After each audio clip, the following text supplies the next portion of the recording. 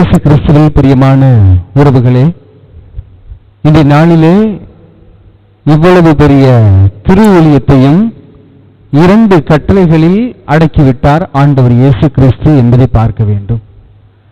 இவ்வளவு பெரிய திரு ஊழியத்தை நான் படித்து முடித்து விட்டேன், ஆனால் என்னிடத்தில் அன்பு இல்லை என்றால் இது வெறும் ஒரு செய்தித்தாளுக்கு சமமாக மாறிவிடும் என்பதுதான் உண்மையாக இருக்கிறது.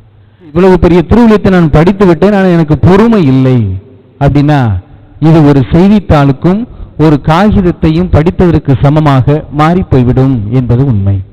ஏனென்றால் நாம் உதடுகளால் வாசித்திருக்கிறோம், இதழ்களால் வாசிப்பது அல்ல, இதயத்திலிருந்து வாசித்தால்தான் அதற்கான முழுமை நமக்கு கிடைக்கும் என்பது பொருளாக்கப்படுகிறது. முதல் வாசகம் எசேக்கியேல் பகுதியிலிருந்து எடுக்கப்படுகிறது. உலர்ந்த எலும்புகள் இருக்குது, அதுக்கு போய் நீ இறைவாக்கு உரை, அவைகள் அவற்றோடு ஒன்றிணைந்து உருப்படும் என்று சொல்லப்படுகிறது. இன்னைக்கும் எலும்புகள் தான் இருக்கிறது. ஒவ்வொரு குடும்பத்திலையும் எலும்பு இருக்குது.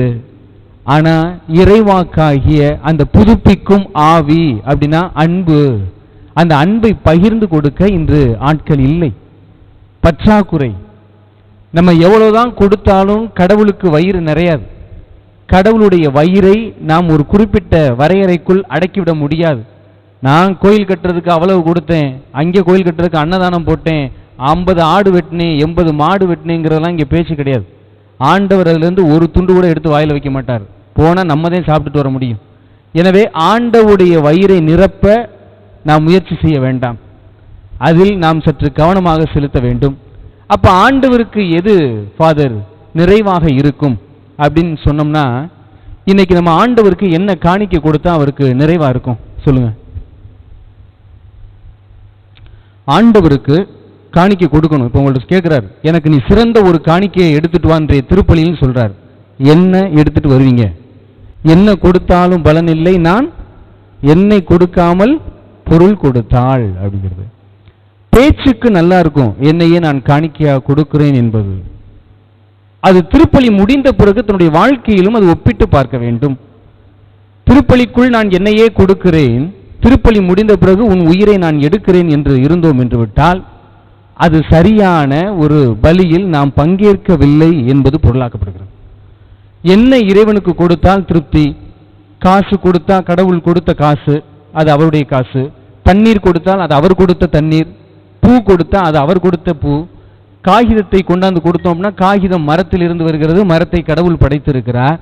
இப்ப என்ன கொடுத்தால் கடவுளுக்கு திருப்தி? எல்லாமே கடவுள் படைத்ததைத்தான் நாம் கொடுக்க முடியும். இப்ப கடவுளுக்கு சிறந்ததை நாம் எதை கொடுக்க முடியும் சொல்லுவோம்? முந்தைய காலத்துல எல்லாம் வீட்டில் பெண் பார்க்க வர வேண்டும் என்றால் பெண்ணை அழைத்து இந்த கையில என்ன கொடுத்து அனுப்புவாங்க? தண்ணியா? அப்ப என்ன கழனி தண்ணியா? மாடுலாம் வந்திருக்கு ஊத்தி விட்டு போமா அப்படின்னு சொல்றதுக்கா? டீயோ இல்ல ஏதோ ஒரு தண்ணியோ கொடுப்போம். இன்னைக்கு என்ன கொடுக்குறோம்? ஜூஸ். அன்னைக்கு என்ன காரணங்கிறதையும் சொல்லிடுறேன். பெண் பார்க்க வரும்போது தண்ணியோ டீயோ காப்பியோ கொடுக்கணும். ஒருவேளை மணமகனை பிடிக்கவில்லை என்றாலோ அல்லது இவளுடைய மனதில் வேறு யாரையும் நினைத்திருந்தாலோ அந்த தண்ணியிலேயோ காப்பிலேயோ உப்பை போட்டு கொடுக்கணும். யாருக்குன்னா மாப்பிள்ளைக்கு. அதுதான் அதனுடைய முறை. அப்ப கொடுத்தாச்சு அப்படின்னா மாப்பிள்ளைக்கு போறக்கூடிய அந்த டீயோ கப்போ எடுத்து அது அருந்தும் போது உப்பு கக்கிது அப்படின்னா அதை மறைமுகமாக அவர் நினைத்து கொண்டு சரி எங்களுக்கு இந்த சம்பந்தம் வேண்டாம், எழுந்து போய் விடுவோம் என்று எழுந்து போய் விட வேண்டும். அதில் தான் அந்த அன்பு அடங்கி இருக்கிறது என்பதை சுட்டி காட்டப்படுகிறது. எனவே அப்படிப்பட்ட அந்த சூழ்நிலையில் அந்த பெண்ணையும் இகழ்ச்சிக்கு உள்ளாக்காமல் இவரும் இகழ்ச்சிக்கு உள்ளாக்காமல் அந்த இடத்தை விட்டு எழுந்து செல்ல வேண்டும். இன்றைய காலகட்டத்தில் பவண்டோ சூஸு, மிரண்டா சூஸு, அப்பதான் மிரண்டு ஓடும். எல்லாம் அவனே சீனி சர்க்கரை எல்லாம் போட்டு கொடுத்துட்டான். இப்ப நம்ம என்ன கொடுக்க முடியும்? இன்னைக்கு என்ன நடக்குதுன்னா பொண்ணு கொண்டுட்டு வரும் பார்த்தா பொண்ணுடைய அம்மா கொண்டுட்டு வரக்கூடிய சூழ்நிலையாக இருக்கிறது. அப்படிப்பட்ட இந்த சூழ்நிலைக்கு தள்ளப்படுகிறது. காரணம் என்னவென்று இப்பொழுது நம்ம அப்படியே அங்கே வரும். இறைவனுக்கு என்ன கொடுத்தால் திருப்தி என்றால் நீங்கள் என்ன கொடுத்தாலும் திருப்தி கிடையாது. எதை கொடுக்க வேண்டும் என்றால் இறைவனுக்கு நேரத்தை கொடுக்க வேண்டும். இப்ப இந்த மலர் என்பது இறைவனுடைய பங்கு. இந்த மலரை நான் ஒரு செடியிலிருந்து பறிக்க நான் ஒரு நேரத்தை கொடுக்கிறேன் பார்த்தீங்களா, அந்த நேரம் தான் என்னால் முடிந்தது இறைவனுக்கு கொடுக்க முடியும். அதைத்தான் பேதுருவை பார்த்து கெத்செமனி தோட்டத்திலே ஆண்டவர் கேட்கக்கூடிய ஒரே கேள்வி, 1 மணி நேரம் கூட முழிச்சிருந்து ஜெயிக்க மாட்டீங்களாடா? நான் எவ்வளவு பெரிய துன்பத்திற்கு ஆளாக போறேன்னு உங்களுக்கு தெரியலையா? சொல்லிட்டு அப்படியே ஆறுதலாம சொல்லுவார், என்ன செய்வது, உங்கள் உள்ளமோ ஆர்வமுடையதுதான், ஆனால் உடலோ வலுவற்றது. நீங்கள் சோர்ந்து போகாமல் இருக்க விழித்திருந்து ஜெபியுங்கள் என்று ஆண்டவர் இயேசுக்கு சொல்லக்கூடிய அந்த நிலைப்பாடு. எனவே நான் இறைவனுக்கு என்ன கொடுக்க வேண்டும் என்றால், என்னுடைய நேரத்தை கொடுக்க நான் முன்வர வேண்டும். 24 மணி நேரத்தில் நான் என்ன கொடுக்கிறேன், அந்த 1 மணி நேரத்தை நான் முழுமையாக கொடுக்கும் போது அவர் முழுமையான அன்பை எனக்கு கொடுக்கிறார். இன்றைய நற்செய்தி வாசகத்தில் பார்க்கிறோம், முழு இதயத்தோடும் முழு உள்ளத்தோடும் உன் முழு ஆற்றலோடும் ஆன்மாவோடும். அப்படின்னா அந்த முழு என்ற வார்த்தையை நாம் கவனிக்க வேண்டும். கபிரியேல் தூதர் கன்னிமரியாளை சந்திக்கும் போது அருள் முழுமையாக பெற்ற மரியே அப்படின்னு சொல்லி முடிக்கிறார். அருளை யார் முழுமையாக பெறுகிறார்களோ அவர்களுக்கு இறைவனுடைய அன்பும் பராமரிப்பும் எந்நாளும் இருக்கும் என்பதை அன்னை மரியாள் வழியாக நாம் சிந்திக்க முடியும். சக்கேயு என்ற ஒருவர் இருளில் இருந்த அவர் இயேசுவை கண்டவுடனேயே அருளுக்கு முழுமையாக மாற்றப்படுகிறார். அதனால்தான் அவரை ஒரு பாவி, வரி தண்டுபவன், குட்டையன் என்று சொல்லிக் கொண்டிருந்த அந்த சமயத்தில் ஆண்டவர் இயேசு கிறிஸ்து சொல்லுகிறார், இந்த வீட்டிற்கு இன்று மீட்பு உண்டாயிற்று, இவரும் ஆபிரகாமின் மகனே என்று சொல்லி முடிப்பார். ஏனென்றால் முழுமையான ஒரு மாற்றத்தை நோக்கிய ஒரு பயணமாகத்தான் கிறிஸ்தவ பயணம் இருக்க வேண்டும் என்பதுதான் அதற்கான உறுதி. இன்னைக்கு நான் தொடக்கத்தில் சொன்ன முதல் வாசகம், எலும்புகளுக்கு சென்று இறைவாக்கூரை அவை உயிர் பெறும் என சொல்லப்படுகிறது. நம்ம நினைக்கிற மாதிரி இங்க இருக்கிற எல்லாருமே சரி, இந்த உலகத்தில் எல்லாருமே சரி சந்தோஷமாலாம் இல்லை. ஆனா எதை நோக்கி ஓடுறோம் அப்படின்னா சந்தோஷத்தை நோக்கி தான் ஓடிக்கிட்டு இருக்கோம். சந்தோஷமா இருக்கணும் ஓடிக்கிட்டே இருக்கும்போது நம்ம துன்பத்துல துவண்டு போகக்கூடிய சூழ்நிலையை நாம் பார்க்கிறோம்.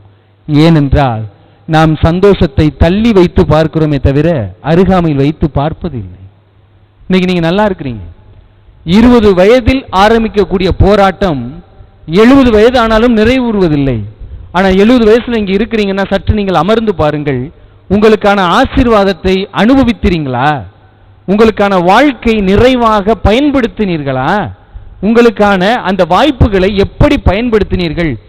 60 வயசு ஆன பிறகு உங்களுக்கு மனம் அமைதி அடைந்திருந்தால் உங்கள் வாழ்க்கையை நீங்கள் ரசித்து ருசித்து வாழ்ந்திருக்கிறீர்கள்.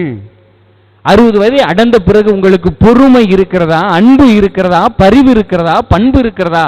இருந்தது என்றால் நீங்கள் உங்கள் வாழ்க்கையை முழுமையாக வாழ்ந்திருக்கிறீர்கள். இப்பொழுதும் நான் சண்டை போட்டுக்கிட்டு தான் இருப்பேன், இப்பொழுதும் நான் பிறரை பற்றி பேசிக்கிட்டு தான் இருப்பேன் அப்படின்னா நாம் அருளில் நிறைந்தவர்களாக இல்லை. அதில் நாம் சற்று கவனமாக நம்முடைய வாழ்க்கையை செலுத்த வேண்டும். ஏன் என்னுடைய வாழ்க்கை இவ்வளவு துன்பமாக இருக்கிறது? காரணம் இறைவன் அல்ல, நாம் தான் என்பதை ஒப்புக்கொள்ள வேண்டும். ஏனென்றால் இறைவனுக்கு கொடுக்க வேண்டிய நேரத்தை கணக்கு பார்த்து கொண்டிருக்கிறோம்.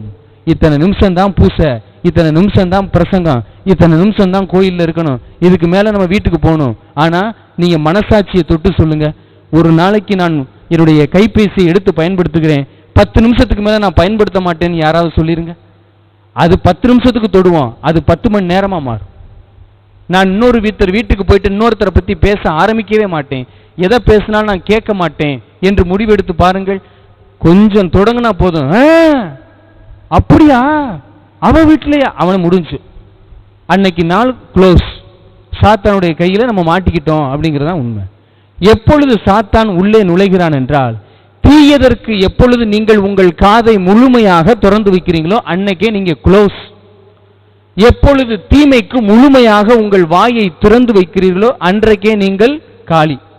எப்பொழுது தீமைக்கு உங்கள் கண்களை அகட்டி பார்க்கிறீங்களோ அன்னைக்கே உங்களுடைய ஆசீர்வாதம் இழந்து விட்டீர்கள் என்பது பொருள். எனவே இந்த கண்ணின் வழியாக நமக்கு எப்படி முழுமையான பார்வை எங்கு செலுத்துகிறோம், இந்த வாயின் வழியாக நான் யாரை அதிகமாக உச்சரிக்கிறேன் என்பது பொருள், என் எண்ணத்தின் வழியாக நான் யாருக்கு முழுமையான ஈடுபாடு கொடுக்கிறேன் என்பது பொருளாக்கப்படுகிறது. ஆகையால் தான் நீங்கள் சாத்தானால் மூழ்கடிக்கப்படாமல் விழிப்பாய் இருங்கள் என்று ஆண்டவர் இயேசு கிறிஸ்துவனுடைய காரணம் அதுதான். இங்க வந்திருக்கிறீங்கல்ல, நீங்க ஆரம்பிங்க. உங்க வீட்டில் ஏதோ ஒரு எலும்பு கூட அன்பு இல்லாம இருக்கு, உங்க மாமனாரா இருக்கலாம், மாமியாரா இருக்கலாம், தாய் தகப்பனா இருக்கலாம், பிள்ளையா இருக்கலாம், மருமகளா இருக்கலாம், மருமகனாக இருக்கலாம், உங்கள் உறவுகளாக இருக்கலாம். எலும்புக்கூடுகளை கண்டீர்கள் என்றால், காண உங்களுக்கு தைரியமும் கண் பார்வையும் தெரிகிறது என்றால், நீங்கள் ஆண்டவருடைய ஆசீர்வாதத்தை பெற்றுக்கொண்டு விட்டீர்கள் என்பது பொருள். இங்கு யாரும் வேண்டுமென்றே பிறரை கஷ்டப்படுத்துவதல்ல, வேறு வழி இல்லாமல் கஷ்டப்படுத்திவிட்டு கலக்கத்தோடு இருக்கக்கூடிய மனிதர்கள் தான் அதிகமாக இருக்கிறார்கள். எனவே நம்முடைய இல்லத்தில் இருந்து ஆரம்பிக்க வேண்டும். என் இல்லத்தில் எங்கோ ஒரு எலும்புக்கூடு இருக்கிறது. என் தகப்பனை நான் என்ன சொன்னேன், என் தாயை என்ன சொன்னேன், என் மாமனாரை என்ன சொன்னேன், என் மருமகளை என்ன சொன்னேன், மாமியாரை என்ன சொன்னேன், என் பிள்ளைகளை என்ன சொன்னேன், என் உறவுகளை என்ன சொன்னேன், என்னுடைய வார்த்தை அவர்களுக்கு அந்த எலும்பில் உயிர் கொடுக்கிறதா இல்ல உயிரை எடுக்குதா அப்படிங்கிறதா நம்முடைய கவனமாக இருக்க வேண்டும். எனவே இங்கு இருக்கக்கூடிய நம் மாற்றத்தை ஏற்படுத்தாமல் எங்கோ மாற்றம் ஏற்பட வேண்டும் என்று நினைத்து கொண்டிருந்தோம் என்றால் ஒரு துளி மாற்றம் கூட கிடைக்காது என்பதுதான் பொருளாக்கப்படுகிறது. எனவே முழுமையான அன்பிற்கு நாம் கடந்து செல்லும் போது, நம்முடைய உடல் முழுவதை முழுமையாக ஆண்டவருக்கு ஒப்பு கொடுக்கும் போது அதனுடைய பலனை நாம் அனுபவிக்க முடியும், பெற்றுக்கொள்ள முடியும் என்பதுதான் இயேசு கிறிஸ்து நமக்கு சொல்லக்கூடிய செய்தி. தந்தை இந்த உலகத்தை எவ்வாறு அன்பு செய்தார் என்பதை காட்டுகிறார். எப்படின்னா, தன் மகனையே இந்த உலகிற்கு அளித்து அவன் பெரும் பாடுபட்டு சிலுவையில் அறையப்பட்டு நொந்து வெந்து உதாசீனப்படுத்தப்பட்டு சாகணும், பிறகு உயிர்க்கணும். அப்படிப்பட்ட அளவிற்கு தந்தையாகிய இறைவன் நம்மீது நம் பாவங்களை போக்குவதற்காக தன் ஒரே மகனை அனுப்புகிறார். அப்படிப்பட்ட ஒரு நிலையை, அதாவது உன்னத நிலையை வரிந்து பற்றி பிடித்து கொண்டிருக்காமல், என் மக்களுக்கு விடுதலை வேண்டும், ஞான வளர்ச்சி வேண்டும் என்பதற்காக தன்னுடைய மகனையே அனுப்பக்கூடிய அந்த தந்தைக்கு நாம் கொடுக்கக்கூடிய முழுமையான நேரம் எப்பொழுது? இன்னைக்கு ஓடிக்கிட்டு இருக்காங்க வெரி ஃபாஸ்ட், ரொம்ப ஃபாஸ்ட் ஃபுட் கலாச்சாரம் வந்துருச்சு. இப்போ பூசை முடிச்சுட்டு போவீங்க, இங்கிட்டு போகையில பானிபூரி மூக்க தொலைக்கும், 2 பிளேட் வாங்குவோம். அடுத்து நைட்டு செரிமானம் ஆகாமல் காலையில் குத்துதே குடையதேன்னு கத்துவோம். அடுத்து அலங்காரமாதா, ஏன் இப்படி பண்ற, என் குடும்பத்துக்கு மட்டும் ஏன்டா பானிபூரி பண்ணதுக்கு அலங்காரமாதா என்ன செய்வாங்க? நான் எதை முழுமையாக உள்ளே உட்கொள்கிறேன், எனக்குள் என்ன மாற்றம் ஏற்படுகிறது என்பது ரொம்ப முக்கியம். இப்ப அப்படியே இந்த 2 கட்டளைகளுக்கு வாங்க. உன் முழு இதயத்தோடு, முழு உள்ளத்தோடு, முழு ஆன்மாவோடும் உன் தந்தையாகிய இறைவனை அன்பு செய். உன்னை அன்பு செய்வது போல பிறரையும் அன்பு செய். இந்த சிலுவையை பார்த்தீங்களா?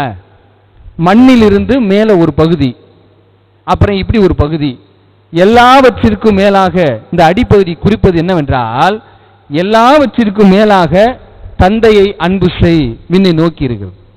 இரண்டாவது நடுப்பகுதி, உன்னை அன்பு செய்வது போல உன் அடுத்திருப்பவரையும் அன்பு செய் என்பது அந்த சிலுவையினுடைய 2 பாகங்கள், 2 கட்டளைகளாக நமக்கு கொடுக்கப்படக்கூடிய ஒரு செய்தியாக இருக்கிறது. இப்ப நம்ம சிலுவையை எங்கே பார்க்கிறோம் அப்படின்னா, எங்கே பார்க்கிறோம் சிலுவையை? சிலுவை எங்கே பார்க்கிறோம்? எங்கே பார்க்கிறோம்? கோயில்ல தான் பார்க்கிறோம். கண்ணாடியில பாருங்க, சிலுவை தெரியும். நான் நக்கல் சொல்லல, உண்மையிலேயே நீங்கள் கண்ணாடியை பார்த்தீங்கன்னா உங்க மூஞ்சி தான் சிலுவை. இப்படி மறைச்சுக்குங்க. இந்த வாய் அடிப்பகுதி, இந்த மூக்கு நடுப்பகுதி, இது மேல, இதான் சிலுவை. இந்த 2 கண்ணும் கையை விரிச்சிருக்கிற மாதிரி இருக்கும். அப்ப என்னுடைய முக அமைப்பே சிலுவையாகத்தான் தெரிகிறது. ஆனால் நம்ம என்ன செய்யறோம் அப்படின்னா, சிலுவையை சுமக்க தயாராக இல்லை, சுமத்த தயாராக இருக்கிறோம். அதனால தான் இந்த உலகத்துல எல்லாம் எலும்பு கூடாவே இன்னும் தெரியுறாங்க. எனவே அன்பிற்கினிய உறவுகளே, நாமும் சற்று ஆழமாக சிந்தித்து பார்த்து செயல்படுவோம். என்னுடைய வாழ்வில் நான் ஒரு எலும்பாக இருக்கக்கூடிய அந்த அன்பற்ற பண்பற்ற மனிதர்கள் மத்தியில் இருக்கும்போது நான் என்னிடமிருந்து என்ன கொடுக்கிறேன்? நம்ம கத்தலாம், நினைச்சா கத்தலாம், நினைச்சா பொறாமப்படலாம், நினைச்சா போட்டி போடலாம். கொஞ்சம் பொறுமையாக இருங்கள். வாழ்க்கையில் நிதானம் அதிகம் தேவை. நான் சொல்லிட்டேன், 45 வயது 50 வயதை தாண்டிய பிறகும் உங்களுக்கு வாழ்வில் எரிச்சலும் கோபமும் வெறுமையும் வெறுப்பும் வருகிறது என்றால் ஏதோ ஒரு இடத்தில் நீங்கள் வாழாமல் போய்விட்டீர்கள். அந்த வாழ்க்கையை நீங்கள் அனுபவிக்க மறந்து விட்டீர்கள். இப்பொழுது நினைத்து பாருங்கள், எந்த ஆண்டு நான் அதை இழந்தேன் என்பதை நிரூபித்து பார்க்க வேண்டும். எனவே அன்பிற்கினிய உறவுகளே, நாமும் நம்மையே முழுமையாக, முழு நேரத்தை, முழு ஈடுபாட்டை இறைவனுக்கு கொடுக்க இந்த திருப்பலியிலே நாம் பக்தியோடு மன்றாடுவோம். ஆமென்.